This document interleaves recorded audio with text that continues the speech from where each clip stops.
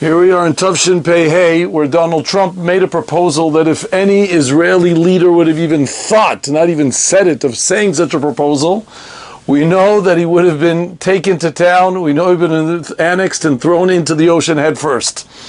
But Donald Trump introduced the idea of getting Gaza and making a part of the United States, chucking out all the Azatim that are presently there, and of course, every Jew, including the leftists here, believe it or not, are in favor. We're all pro to be able for something like that to happen.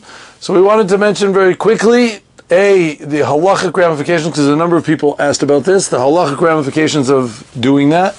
And B, if we can, just a quick, short hashkafa concept behind this idea. Now we know there's an isur of loy tichanem, of giving over property from Israel to any goy. We're not allowed to sell the land here. We're not allowed to give it over. If you have it, and that's it. What they did in Gush Katif was 100% illegal. It was asar al pi Torah, and we're not permitted to do that. It's even an isur de'oraita, according to the majority of the poskim. And the question is, are we allowed to go ahead and give Gaza over to America? So begins with the Mishnah in Shvi'it, when it discusses where you have to keep Shemitah and not, mentions there's three shlavim, there's three different types of kedushat in the land.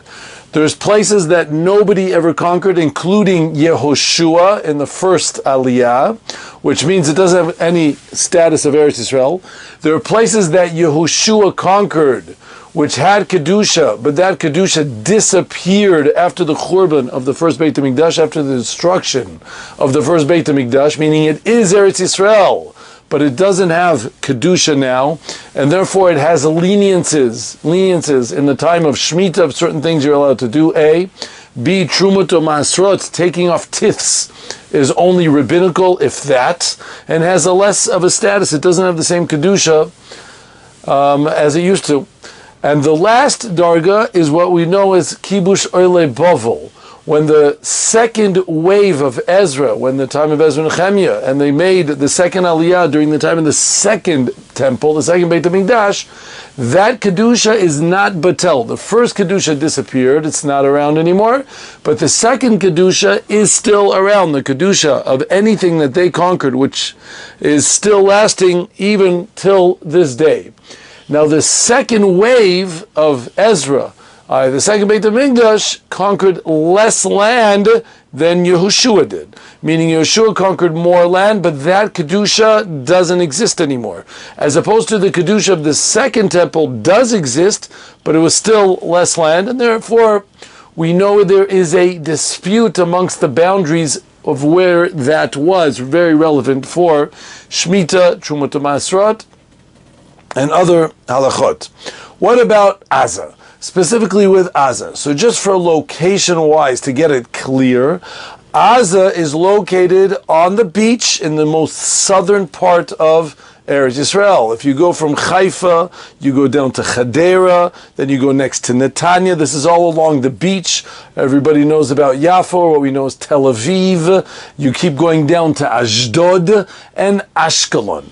Over there, the Rambam seems to say that the Oile Yehoshua, the first wave that came up, went till Ashkelon, which insinuates and sounds like Gaza is not part of the boundaries presently of Eretz Yisrael, meaning it wasn't even conquered by Yehoshua himself. That's how the Rambam seems to learn, based on a certain Yerushalmi.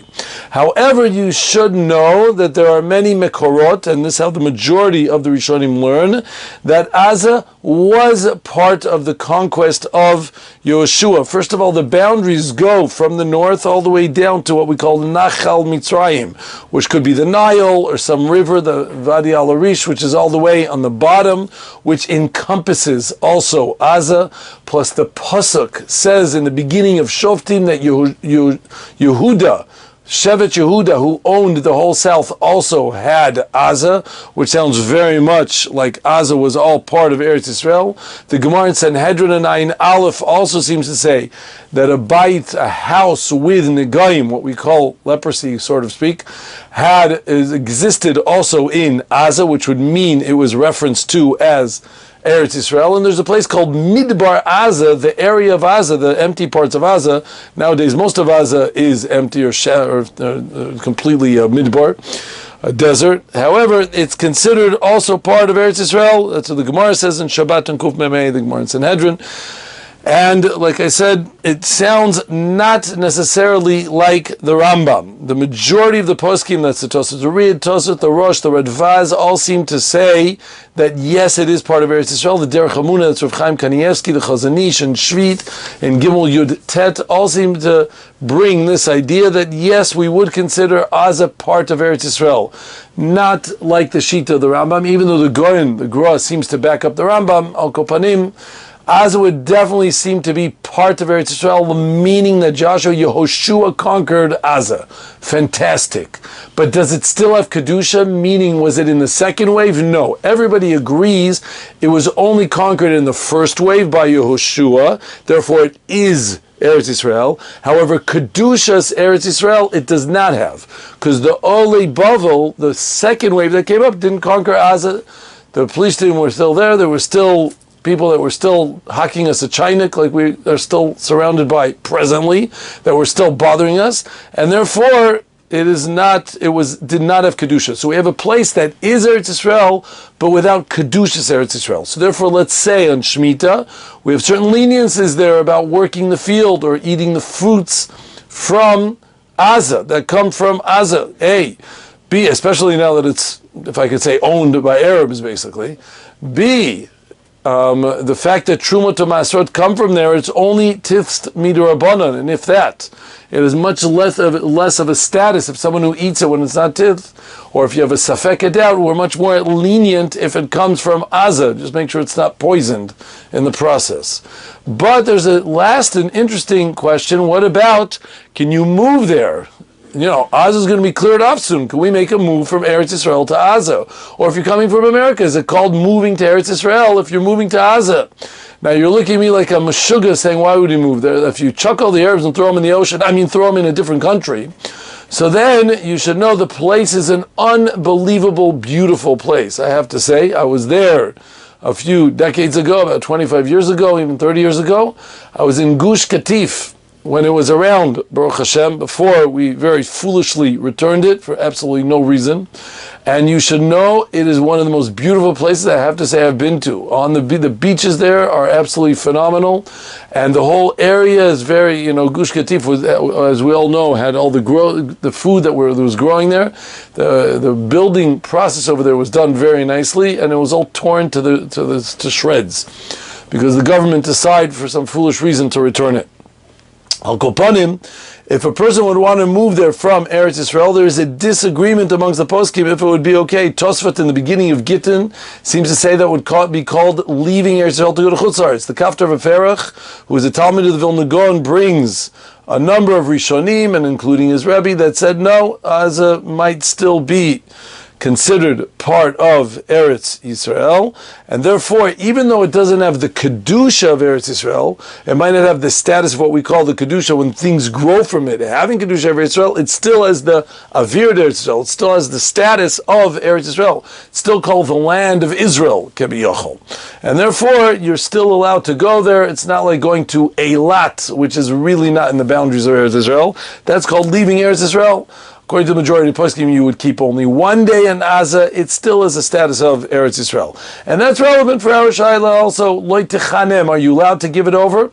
According to these poskim, that give it a status of Eretz Yisrael, even though it doesn't have Kedusha to Eretz Yisrael, because it's batel, that Kedusha, the first original Kedusha, but it still is called Eretz Yisrael, and therefore the Isra of Lo techanem, according to the majority of poskim, would still exist, meaning not selling the land or giving it over. There's a question, the Minchat Chinuch, about this, but therefore it would seem to be would be a problem. However, in our specific case, as we all know, we don't really own the land. In Kol HaKavod, to what we think we own, there's no Israeli flags pitched there, or at least even if there were, they're not there anymore. And therefore, in as much as it's Arab land, it's kind of being annexed by America, amen, if it should be taken that way, and gotten rid of all the Arabs. He kind of is the one throwing them all out, taking the area, it becomes part of his, and between you and me, I won't let you in on some some political White House secrets. I think his objective is to eventually give it back to us anyways. Shh, don't tell him I told you the secret. Well, Kopanim, that is a reason why, even though we would give it a status of loy techanim, to sell it to, let's say, an Arab or something, but in this specific case, it would be okay. Why would it be okay? Because in the end of the day, it's not really owned by us presently. It's owned by the Arabs, and he's doing the job of kind of conquest, taking the conquest and overpowering this place. That's what seems to be clearly the halachic issue over here. If we can just conclude with an interesting idea, and that is, it's brought down at the end of the second parak of Shoftim. It says that Hashem was upset at us, and he says, "Yanesher avru goya zed briti," because you weren't listening to me. Gamani lo asif lo arish ish mipneihem min hagoy asher azav Yeshua v'yamot. And therefore, I'm going to always leave someone as a thorn in your sides that are going to stay in Eretz Yisrael. Why? L'manasot bam et Yisrael, in order to test you. Hashomrim derech Hashem, lalechet bam kasher shamru avatam, im lo, to see, are you really keeping to what the nations, what Hakadosh Baruch Hu said or not? He says, Bavur zeh, says the Metzora, only because of this I gave you this punishment, that you can't completely rid all the goyim. Even Yeshua did not completely rid, there was still left over some remnants of what we call the Plishtim, or more specifically the Palestinians, which still remain there in order to bother you, in order to always be there, and it's a testing point in order for us to see if we can actually keep to the words of Hashem. And he says that as much as you keep to the words of Hashem, then I will get you there. Now what does that mean? Because says the Rav Schwab, I want to tell you an incredible piece of Rav Schwab in Parsha Shlach. He says that everybody sees what they want to see. Two people can see the same object and they see completely different things. In that Kedet Yitzchak, the Midrash says that Yitzchak was asked by his father Avram, "What do you see on that mountain?" And Yitzchak said, "I see a cloud on top of the mountain. I see it as a makom shel kedusha, Hara Moriah." And then he asked Eliezer, and he asked also Yishmael, "What do you see?" And they said, we saw a mountain. We see Eitzim v'Avonim. We see a mountain. That's it. Everybody sees what they want to see. You're amadome lechamor. You're like a donkey. You see like the animal sees. You don't see something beyond. Yitzchak, you're coming with me. So too, some people look in Eretz Yisrael and they see a place of Kedusha, a place of Tara, a place of Avir de Eretz Yisrael, the place that we were just discussing halachically, of the place that even the Kedusha specifically in Gaza might not be there, but it's still Eretz Yisrael as the Gvulos of Eretz Yisrael. Mina Yam El Yam, it's compared to a place that's Rachav Mina Yam, very wide. One of the smallest countries, and it's considered wide. How could that be?